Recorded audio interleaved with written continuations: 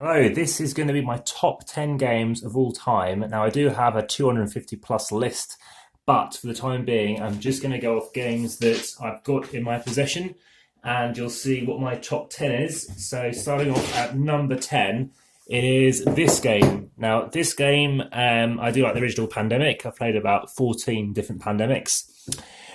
I like season one. The reason I prefer season two, and I'm not going to open it up and show any spoilers from when we played it, is the fact that you can connect routes as you wish. For me, that made a massive difference. And I don't want to spoil season one. I just felt season one was a bit more linear. I've played season two more times in terms of more sets of people, and I would happily play it again. I'm more than happy to play, I think, 3 or 4 different groups now. I've got the potential to. People have given up on season two. Some people didn't like it. Some people found it harder. The openness and freedomness, the strategy, I just really preferred. I know that if I play this with another group, I will not be able to recall as much as what happened in season one. So for me, that's a big boon, and that is why it's in my top 10 list. So that is my number 10. Let's just leave it off to the side for the time being. Moving on, we have number 9. Now, I've recreated this list a few times, so it is going to change. And it's Hey That's My Fish. Now, it's quite a light game. It takes under 10 minutes. And the reason why it's so high, it's so quick. It's annoying that it does take about 3 minutes to set up. So the downside of this is you can kind of only play it once for the majority of people. But when I did play it the second time, it kind of played in parallel. And the positive was I just said, look, if I know something, I'm just not going to say anything. So that's how you can still play it with lots of different groups. What I like about this is just so simplistic. I mean, this used to be my number one game, I think, for many years, and I've got 3 different versions of it. This one has actually been pimped, as you have seen in my videos. I haven't really done a video of this one yet because of the spoilers. And I put in the wooden pieces found in the German or the Polish edition, the Flanks edition. So using the American small FFG tiles, bit better, funnier tiles. And that is Hey That's My Fish. Quick game, takes 7 minutes or so to play. It's just fun and quick. And that's Hey That's My Fish. Now, number 8. We have, let me just grab it first. It's like playing with a treasure trove. It is Greedy Goblins. Another video that I've done, fun enough, because I've got it. Excuse me for that. And it's AG. What I like about it is quick, fun, fast. A little bit of strategy around trying to chuck stuff various locations. Please watch the video for that too. You'll find it onto my how to play, setup and review. And also the downside, I know, is the fact that there's no 5 coins. It's just bizarre to not put it in there. So that's number 8. Quick reviews in this case. Number 7. Now this was superseded by Architects West Kingdom until I realised it's quite a narrow strategy to victory, whereas Stone Age is way more varied and you're just constantly having to adjust and change to everything everyone else does. The negative for this game is a little bit of maths calculating what you need to do, but it's a try and test a game. I think it's still in the boardgamegeek's top 100 list. It's over 10 years of age. I think it's kind of out of print. You can get all kinds of expansions and stuff. Best on its own, I think. And that is Stone Age. Nice box, and again, a 4th different designer so far. None of the big name designers really, apart from, I guess, Richard Garfield. Now, coming in at number 6, again, another game that I've had in number 1 position. Knockmal. More videos are available. You can see a playthrough in this as well. You can play it solo. It's the first game on here you can play solo. Got loads of different variations on these maps that you can get. In fact, the original one's all been used up now. Chucks in some extra pens. The dice, the pens are awful, so that's a negative. Why am I saying so much negatives in games? Look how black these are. For a coloured die that's going to be white. So there's a new one come out, which I don't look like the look of playing, but this is the original. Inca Marcus Brandt, probably my favourite designers. Enjoyed their other stuff. It is abstract, and there are some games which have themes which I don't think work. First time I played it, it looks a bit garish, but when you play it, it just plays really well. Some open strategy as well, and to keep an eye on your stars. So there is another small box, same size as Hey That's My Fish. Moving into the top 5, it's a game that I don't know why I rank it so high. I feel like I shouldn't do, but with certain people, it just plays really well. Again, It's a two-player game. I think it might be the only pure two-player game. Yep, so interesting mix of games in here now. Strategy game, strategy abstract game, simple rules, lots of depth, you might say. Yeah, very interesting. It's fun decisions. It's quite memorable, portable, very good. So that is Hive, British company as well for that one. Moving into top four, this again has, I believe, been higher than what it has been. And this is Zug um Zug Deutschland. So it's not Ticket to Ride Germany. That came out later. This is Ticket to Ride Germany, but the German edition, which came a lot earlier, a lot more simpler. I like the map. I like the fact that you can go in different countries. I like the fact that you can go in different countries, but you have multiple ways of doing it. And you're also encouraged maybe to go for more tickets. You can actually choose if you want short or long tickets, quite similar to Europe, but Europe's awful because it's got the push-your-luck element of the tunnels whereby you have to hold on to some cards when you don't need to. I don't recommend that. So that is Ticket to Ride Germany, my favourite edition, or let's call it Zug um Zug because it's specifically Zug um Zug. Number 3. This was the game that got me into gaming, really, I would have said. Also been number 1 in the past, and it's Kuhhandel. It's the German edition. I've got 3 editions of this. Kuhhandel Master, which I reviewed. I haven't done a proper video just for this one yet, I believe. I like the artwork on this one too. I like an earlier print of this as well, which has got smaller cards. And this is a game I've played a lot. Love playing it. Doesn't need the size box, so that's kind of a negative. You can get a smaller one. It's only 3 to 5 players. We now pretty much just play the variant whereby you must draw 2 cards instead of 1. And yeah, it's the only game I think, from the 80s. And yeah, this was Spielejahres recommended, I believe. Ravensburger, so I think every different publisher out so far. So that's quite interesting. So that is Kuhhandel, or You're Bluffing.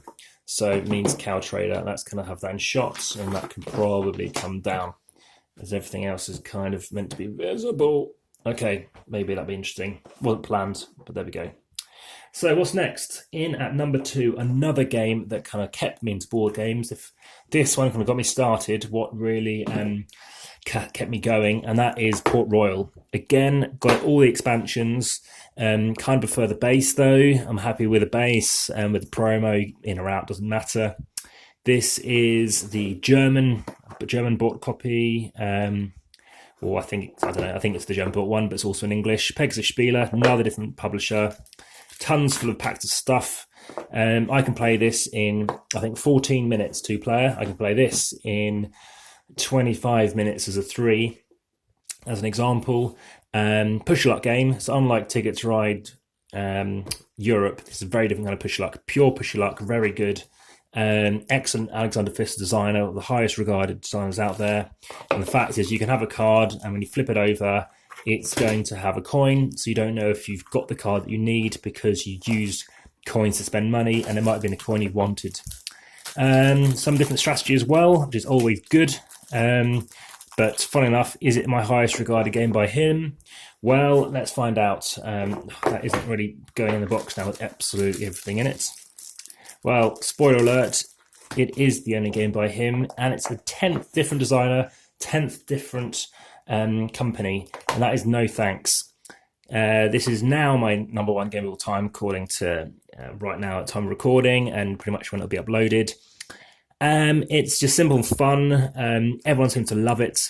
It's been out of print for quite a long time. It's come back in print, but it's come back in bigger box as opposed to Kuhhandel, which has gone to a smaller box. Got a promo in here too. Don't have to play with that. Some variants which are fun to play around with if you wish. I've played and in fact won the game when I've not even touched a card. I was eating food and I said someone to say, yep, I want that card, I don't want that card. And it's a game whereby you're trying to get the lowest score possible. My best score is -6. I would say compared to all the other games, this game, Knock Mal, maybe that's my fish, and Greedy Goblins are games I'm better at compared to other games. Zug um Zug and Kuhhandel. So I'm not bad at these games. Hive I've had some good battles with, but these aren't the reason. I've got games of which I've come first at, and I've just given like a 6 out of 10. These are all at least a 9.4 or something. I used to always call it a 10, but with these tiny little blemishes to having to, a little bit of downtime, whatever. For me, these are the games that I'll always enjoy playing at this moment in time. And having still said that, when I'm out gaming, like, someone's got Port Royal, I might be like, nah, not today. So it's not like it's an absolute must. But if there were 10 games that I would take away with me, I would rather take away a game if I'm isolated somewhere, knowing a game I'm going to like, than risk that. They don't take up too much space. I mean, Pandemic Legacy, you can't play more than at least that particular box once, and that's because certain changes that can happen to the cards.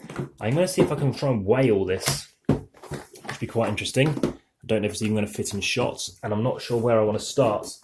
I think I don't mind destroying the Pandemic box. This has now been completed, this particular one, but based on my finish, there's still a spare part I could use. Let's stick on Stone Age next, or no, Ticket Tribe next. And then, so if I was to go away, how much is this going to take up? Didn't used to own Greedy Goblins, but now I am the owner. Stick on some Clue Handle next. Knockmal on Core, that's the other name for it. Oh dear, and we've gone too heavy. So let's just see if I can take it all off. Doesn't like to go that high, it seems. I hope I haven't destroyed it. Yep, it goes too high. So there is a way I can do this, and that is to break it down. Let's just chuck it on like this. Oh no, it's still too heavy. 4476. So 4476. Let's just weigh that off. 4476.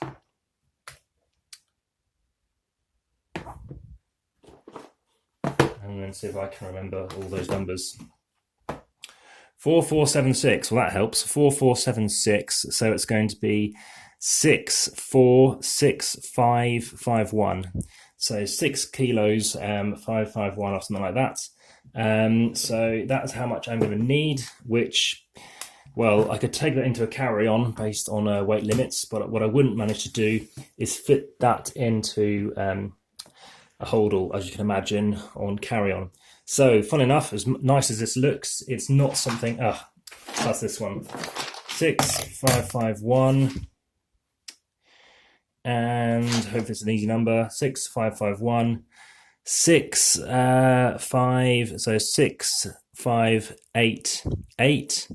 65, so it's going to be 7037, I think. So that's 7 kilos and 37 grams to carry this all around.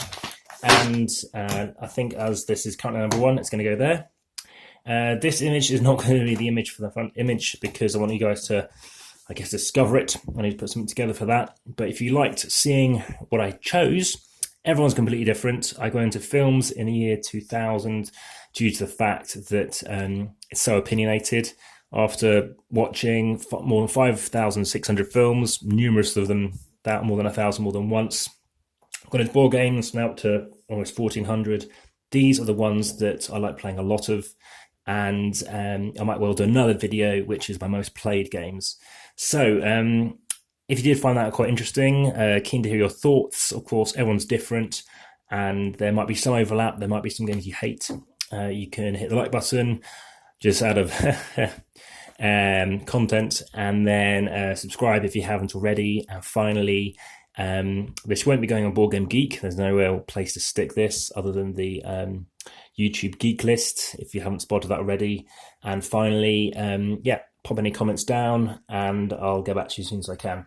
So thanks very much for watching and enjoy. Take care. Bye-bye.